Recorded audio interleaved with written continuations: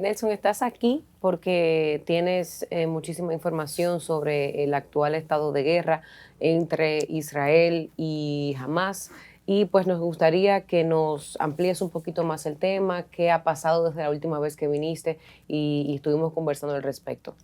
Bueno, lo primero es que lo más frágil de todo esto es Israel se dio cuenta de cuáles fueron los errores que hubieron, cómo se infiltraron básicamente los grupos a través de la frontera. Primero, al parecer, todo lo que fue, por ejemplo, la retroexcavadora llevaba días parqueada frente al tema de la frontera. En algún momento seguramente producción va a ingresar cómo es la frontera entre Israel y Gaza, pero para que usted tenga una idea, no se conoce una infraestructura de mejor calidad que la frontera que existe entre esa población de Gaza y la frontera con Israel. Esa parte que está ahí es un muro de concreto, hay un concreto por debajo del subsuelo, luego hay unas mallas que no son ciclónicas, sino que es de un material especial, y aún así todo eso fue derribado. ¿Cómo ingresaron? Había un evento, una especie de marcha o conflictos en la zona de Cisjordania, y más de la mitad del personal que tenía que haber estado allí en la frontera se dirigió a Cisjordania. Es decir, ellos crearon una distracción en una parte para que esta parte, digamos, se desenfocara y aprovecharon de entrar. ¿Pero qué más enviaron? Enviaron drones con explosivos a las torres de control y el poco personal que quedó allí los secuestraron, en algunos casos los asesinaron. Ahora mismo, por ejemplo, Yamel, lo que más se discute en Israel es quién es el responsable político también al interior del gobierno. Hamás siempre ha sido digámoslo así, un enemigo del Estado de Israel desde 1987, que fue su creación. Y otra cosa que conversábamos además con Vargas Vila, cuando todos nosotros los que estamos acá éramos niños, el grupo terrorista realmente que tenía Israel como enemigo era la Organización de la Liberación para Palestina, llamada la OLP, que estaba liderada por Yasser Arafat. Israel, como una forma de contrarrestar el peso político y las acciones de la OLP, empezó a apoyar grupos como los Hermanos Musulmanes de Egipto. Así parte el nombre, digamos, de lo que era el grupo Hamás en esa época.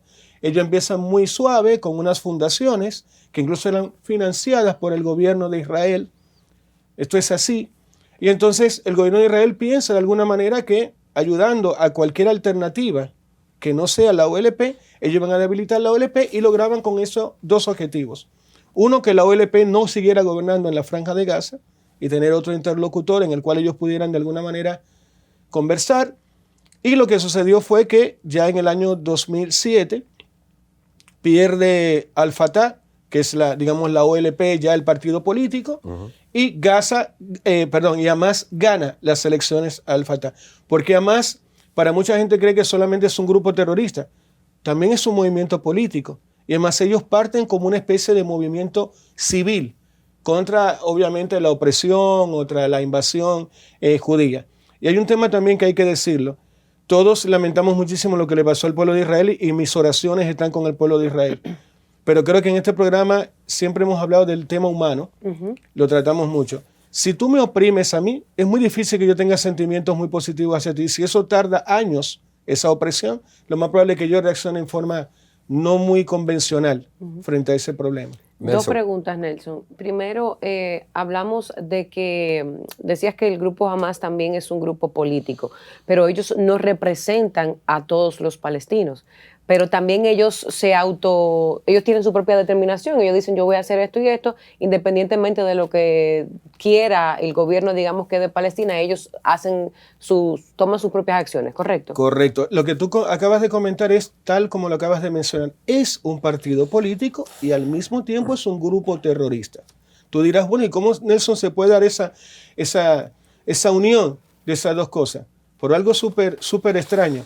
Todo esto que ha ocurrido ha sido de frente a la sociedad occidental. Lo que pasa es que nosotros, por ejemplo, hablábamos el día pasado con Vargas Vila, nosotros como humanidad tenemos un grave problema y es que la ONU, la OEA, la Comunidad Internacional, la Unión Europea, ningún organismo internacional hace las cosas como corresponde.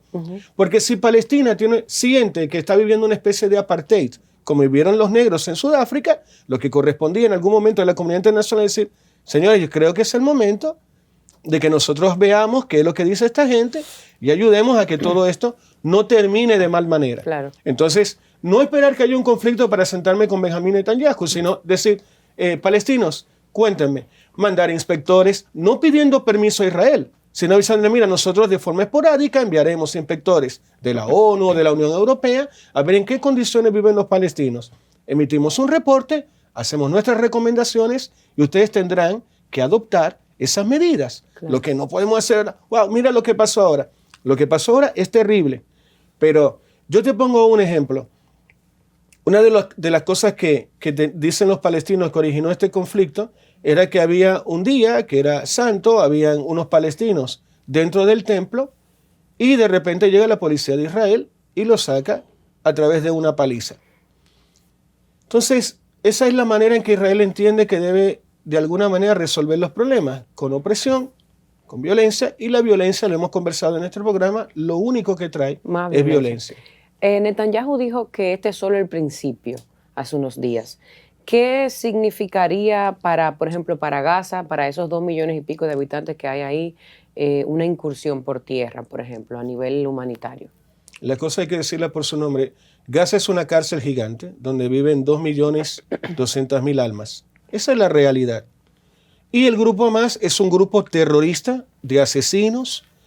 Esa es otra realidad. Y que ellos a través del brazo político ganaron unas elecciones y gobiernan allí. Algo que no debió ocurrir porque los palestinos que viven allí, por más enojados que tuvieran con la causa de que la OLP o Al-Fatah no había resuelto los temas con Israel, ellos entendieron que estos radicales eran de alguna manera la solución a sus problemas y, mira cómo se equivocaron. Porque del lado de Ramallah, donde está Cisjordania, y ustedes lo saben, no suceden este tipo de cosas. Lo que va a hacer Netanyahu, y lo conversamos acá, va a seguir con su incursión militar. Aparte de los 300.000 reservistas que habían llamado en forma inicial, llamaron a 400.000 más. Ayer el presidente Biden hablaba de que va a enviar un segundo portaavión. Entonces, todo indica, Yamel, que lo más probable es que tengamos una guerra muy larga, muy violenta, y tú has visto que Estados Unidos no le pide permiso a nadie para hacer lo que él tenga que hacer. Lo mismo Israel. Israel va a hacer lo que ellos consideran que tienen que hacer y Estados Unidos los va a apoyar hasta donde lleguen. Nelson, esa es la realidad. Nelson, veo un comunicado que acaba de emitir el Partido Comunista de Israel, donde está responsabilizando al gobierno de Benjamín Netanyahu de la guerra, de haber permitido y de haber, incluso lo está acusando de que eso fue una guerra provocada por el mismo gobierno o la gestión de Netanyahu para hacer todo esto que se está haciendo. Hay una pregunta que nadie se ha hecho y que te la quiero hacer a ti.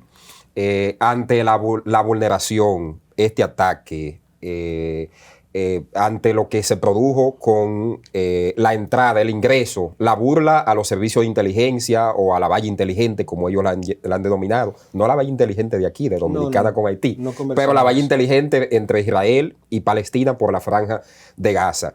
Sí, la pregunta va en la siguiente dirección. Si procedería que allá, bajo el entendido de este comunicado que acaba de emitir este partido israelí, van a pedir la cabeza de Benjamín Netanyahu y de otros funcionarios del gobierno israelí. ¿Eso procedería?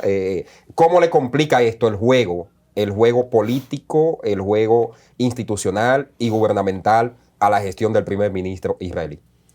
Tú sabes que normalmente cuando hay una situación tan nefasta como la que acaba de ocurrir para el pueblo de Israel, lo que se sugiere en términos, digamos, de tacto, es que no renuncien las máximas autoridades. Pero de inmediato hay otra situación.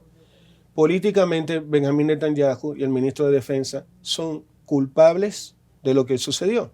Cuando tú tienes enemigos, Vargavila, y los tienes tan claros como lo tiene Israel, tú te tienes que cuidar las 24 horas, los 365 días del año y nunca relajarte. Bajo ningún instante, si tú tienes que saber, si yo hago este movimiento, ¿qué me puede suceder?